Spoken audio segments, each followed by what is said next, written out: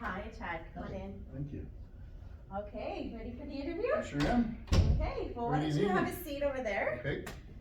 We'll get you set up with a microphone. Let's put this magnet on your pocket there, maybe. Awesome. And we'll be ready. Excellent. Pretty simple. Right on. So, what ideas and concepts direct your teaching decisions? So my first class was called The Historical and Theoretical Foundations of Educational Technology. And basically that's a philosophical class. It talks about all of the reasons why you make the teaching decisions that you make. So what ideas and concepts direct the decisions I make as I teach? One of the main ones in my world right now that I've noticed over time works is motivation. If I can get the students motivated to learn, then they're more likely to find it easier to engage, to put a little bit more effort into it. And so my biggest motivating factor is always telling them why they need to know something. If they know exactly why they need to know something, they're going to be more likely to say, oh, this matters to me on some level, maybe a little, maybe a lot, and it's going to be in my best interest to listen and to pay attention and maybe even do what Mr. Martins is asking me to do. Another one of the concepts that I use is sort of called simplification.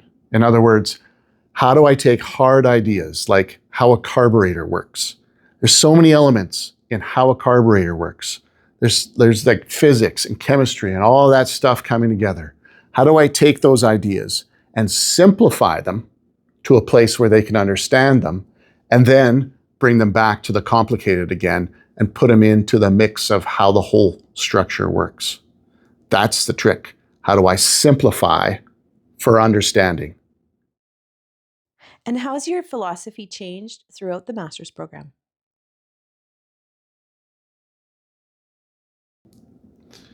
I think one of the great advantages of taking this master's program is it has given me the chance to stop what I'm doing and reconsider if I'm going in the right direction in my teaching right now. Certainly, over the last 20 years, I've gone in a certain direction, and every once in a while you make an observation about students and how they learn, or you read a good article or a good book, and all of a sudden you're headed off just slightly differently. And you just need to sometimes just pause and relook at what you knew before and make sure that you're doing the best possible thing for your students, that they're giving the best chance to learn in your space and in your time. And so certainly the first class that I took, the Foundations of Educational Design, really helped me go back and reconsider some of the philosophies of teaching or reasons why people do things. And one of the things that I ran into was Merrill's first principle of instruction.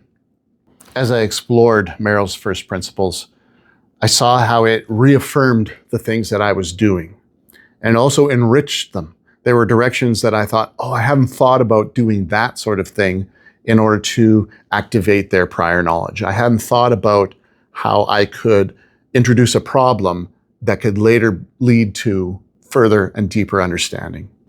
And so I could see how through the next classes that I took multimedia and design for learning. I took designing e-learn environments and an instructional design class. As I took those classes, I could see how I instituted Merrill's first principles, and it fit so well because I was designing projects that I would use in my classes now. For instance, in multimedia and design for learning, I created materials that would help fit perfectly into that problem-based, activating prior knowledge type of learning.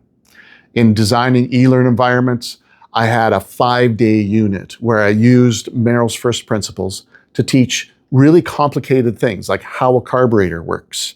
And I took that, made it part of a problem, and made it so that students could understand it a little bit better. The velocity of the air increases. Wait a minute, Martins. Venturi principle? What the heck is that? Let me help you out here. In my instructional design class, I was able to make a proposal to design something for one of the classes that I had. I proposed to myself. And I was able to use Merrill's First Principles just to dig right in and say, well, if we're going to do this, then I'm going to create a video that uses some of his principles, like activating prior knowledge, like getting them to use their knowledge right away so that they could all of a sudden be ready to exercise that later in some other manner. As I went through and learned about Merrill's First Principles in that first class and implemented it in so many of my other classes, I found I was solidifying the things that I had spent 20 years doing, which is very satisfying, but also enriching it and finding ways to put new ways of understanding, new ways and implementing my philosophy of teaching into other parts of the way that I do my program here at school.